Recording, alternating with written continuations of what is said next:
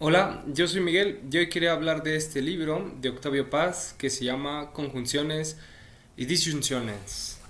Octavio Paz fue un poeta, ensayista y diplomático mexicano que ganó el premio Nobel en 1990, si no me equivoco, y que nació el 31 de marzo de 1914 en la Ciudad de México y que se murió el 19 de abril de 1998 en la misma ciudad, en México también. Entre sus obras más conocidas están El laberinto de la soledad, que es de 1950, Piedra de Sol, que es del 57 y que está en el poemario que se llama Libertad bajo palabra, que es de 1960, El arco y la lira, que es del 56. Bueno, también encontré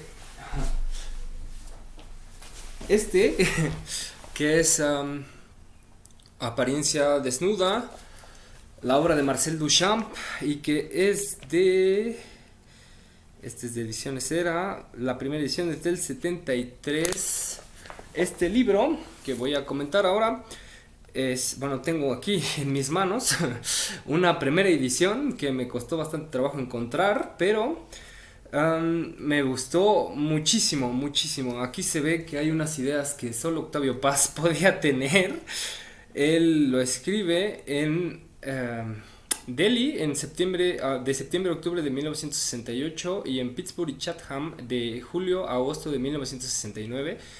Al final, para el final del libro, se ve como, pues sí, sus preocupaciones, um, o que tiene una preocupación importante por como los sucesos de la época, es decir, o muy acentuadamente pues la matanza de Tlatelolco y los demás movimientos estudiantiles de todo el planeta, juveniles. Y bueno, voy a leer lo que dice aquí para que pues, se hagan una idea de cuál es la empresa de este libro. También voy a leer lo que dice al principio porque me parece que pues de ahí pues surge, bueno, ese es el pretexto que hace que digamos la cabeza de Octavio se ponga a funcionar. Dice, el título de este libro alude a las relaciones de afinidad y oposición, unión y separación de dos signos, el signo cuerpo y el signo no cuerpo. Cada sociedad tiene su manera propia y única de concebir a esa realidad que nosotros llamamos cuerpo, materia, naturaleza y a esa otra realidad que llamamos alma, espíritu, mente. A eso se refiere con no cuerpo. Es lo suficientemente ambiguo para contener varias cosas a la vez. Y eso que contiene ese signo, no cuerpo, varía de sociedad en sociedad, de civilización en civilización, de cultura en cultura.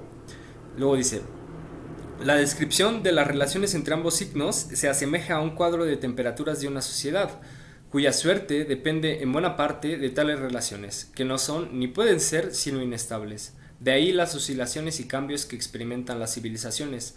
Nuestra sociedad es testigo de uno de esos cambios, la rebelión del cuerpo. Tal es el tema de la última parte de este ensayo, pero antes su autor describe otras formas de asociación de los signos cuerpo y no cuerpo, el arte cristiano medieval y el budista, el tantrismo y el protestantismo, el taoísmo y el confucianismo.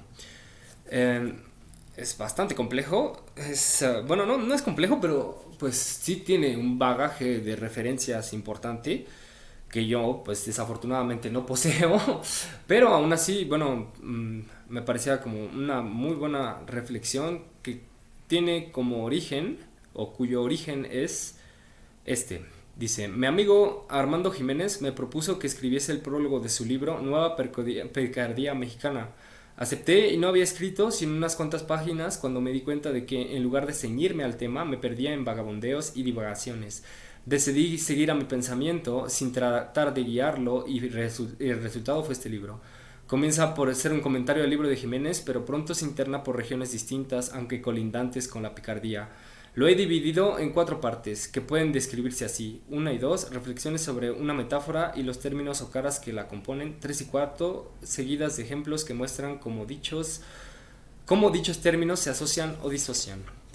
Y sí, bueno, o sea, empieza comentando eso, junto con pues muchas otras cosas, como esta, que es un grabado de José Posadas, y bueno, empieza como a poner esos signos a rotar, o sea, los signos cuerpo y no cuerpo, a través de primero las nociones de rostro y trasero, culo, bueno, no sé si me vayan a censurar, pero en fin, y pues como eso, pues lo puede ver tanto en pues la India, o bueno, en pues ciertas tradiciones budistas, como en los poetas del siglo de oro, como en el Marqués de Sade, o en los surrealistas, o en el tantrismo, y luego pasa a la cultura china, o sea, es así como pues bastante denso.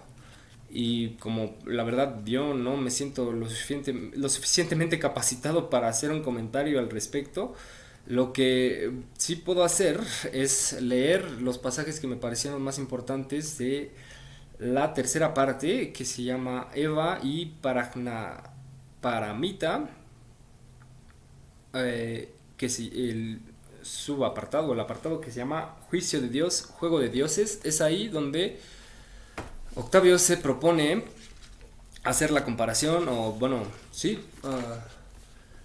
ver cómo se conjugan y se separan, digamos, se unen y se separan el protestantismo y el tantrismo. Entonces dice, la última y más extrema expresión de la corporeización budista es el tantrismo. La fase final y más radical de la sublimación cristiana es el protestantismo. El protestantismo exagera la separación entre el cuerpo y el espíritu en beneficio del segundo. El tantrismo postula la absorción del cuerpo, otra vez en beneficio del espíritu, vacuidad. Los dos son ascéticos, solo que en uno predomina la represión del cuerpo y en el otro su reintegración. Dos actitudes que engendran dos tipos obsesivos de sublimación, una moral y utilitaria, otra amoral y mística. Lo característico del tantrismo consiste en la decisión de abandonar la esfera conceptual y de la moralidad corriente, buenas obras y devociones para internarse en una verdadera noche oscura de los sentidos. El tantrismo predica una experiencia total, carnal, espiritual, que ha de verificarse concreta y realmente en el rito. Entre nosotros, la hechicería y las otras supervivencias del paganismo fueron suprimidas o muy atenuadas y desfiguradas, se fundieron en el corpus del catolicismo. En la India, la antigua corriente no solo irrigó secretamente a las religiones oficiales, sino que dentro de ellas logró constituirse como una esfera propia hasta afirmarse en el tantrismo como una vía legítima, aunque excéntrica, para alcanzar la liberación de las transmigraciones y un estado de gozo e iluminación. Las actitudes de las ortodoxias indias y cristianas frente a sus respectivos paganismos, cuerpos, son ejemplos mayores y extremos de conjunción y disyunción. Llevada por la lógica de sus principios o arrastrada por la afición del espíritu indio, suprimir los contrarios sin aniquilarlos, la tendencia mahayana afirmó la identidad última entre el mundo fenomenal y la vacuidad, entre samsara y nirvana.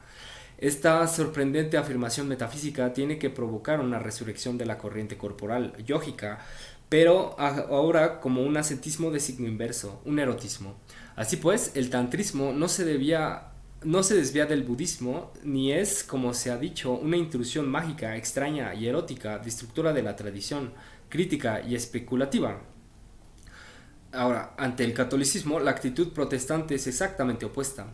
El protestantismo niega o atenúa en sus versiones menos extremas la herencia grecorromana y exalta una imagen ideal del cristianismo primitivo que está muy cerca del severo monoteísmo judío. O sea, separación de las dos tradiciones y preferencia por la tendencia anticorpórea y antimetafísica. El supuesto básico del tantrismo es la abolición de los contrarios sin suprimirlos. Ese postulado lo lleva a otro, la movilidad de los significados, el continuo vaivén de los signos y sus sentidos, a diferencia de las transmigraciones de Occidente, que son agresiones tendientes a aniquilar o herir. Al contrario, la del tantrismo se propone reintegrar, reincorporar a todas las sustancias sin excluir a las más inmundas como el excremento y a las prohibidas como la carne humana. En cambio, el rito protestante tiende a conmemorar la palabra de Cristo, no es una reproducción de su sacrificio como en la misa católica. Es una separación, exageración de la pureza y no una mezcla, exaltación de la impureza. Pureza es separación, impureza es unión. La ceremonia tántrica subvierte el orden social, pero no con propósitos revolucionarios, sino rituales. Afirma con mayor énfasis, aunque las religiones oficiales, la inmutable primacía de lo sagrado sobre lo profano. El protestantismo también fue una subversión del orden social y religioso, solo que no trastornó las antiguas jerarquías para regresar a la mezcolanza primordial, sino al contrario, para afirmar la libertad y la responsabilidad del individuo. O sea, separó, distinguió, trazó límites destinados a preservar la conciencia personal y la vida privada. En el protestantismo, el sacrificio es incruento, moral. Enseguida, el modelo del sacrificio cristiano es el de Dios, víctima voluntaria. No hay otro sacrificio que el de nosotros mismos. En el tantrismo, confusión entre el símbolo y la realidad. El sacrificio puede ser real o figurado. En el cristianismo protestante, neta delimitación entre la sangre real y la simbólica. Predominio de los valores mágicos, físicos, supremacía de la moral. La actitud ante el cadáver, ya que no ante la muerte, fue semejante a la adoptada frente al oro y al excremento, la ocultación y la sublimación, evaporación del muerto y conversión de la muerte en noción moral. La actitud tántrica, precisamente por ser extremadamente religiosa, no es moral.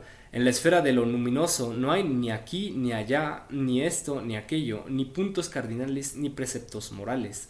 El tantrismo es una tentativa sobrehumana por ir realmente más allá del bien y del mal. Aquí recuerda Nietzsche también. Lo que en Occidente es acto e historia, en la India es rito y símbolo. A la idea de transformar al mundo, la India respondió con otra no menos impresionante: disiparlo, volverlo metáfora.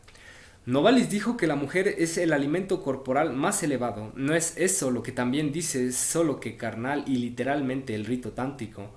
La reintegración en la vacuidad equivale en el nivel psicológico individual a la unión de la parte masculina y femenina en cada uno de nosotros. El amor físico es profano y aún pecaminoso entre los cristianos. El tantrismo ignora lo que llamamos amor y su erotismo es sacramental. La retención seminal es una operación alquímica, mística. No se trata de preservar la relación entre el cuerpo y el alma, sino de disolver al primero en la vacuidad. La disyunción represiva en el protestantismo y la conjunción explosiva en el tantrismo terminan por coincidir. Las metáforas tántricas no solo están destinadas a ocultar al intruso el verdadero significado de los ritos, sino que son manifestaciones verbales de la analogía universal en que se funda la poesía. El lenguaje del cristianismo protestante es crítico y ejemplar, guía de la meditación y de la acción. El lenguaje de los tantras es un microcosmos, el doble verbal del universo y del cuerpo. En el protestantismo, el lenguaje obedece a las leyes de la economía racional y moral, a la justicia distributiva.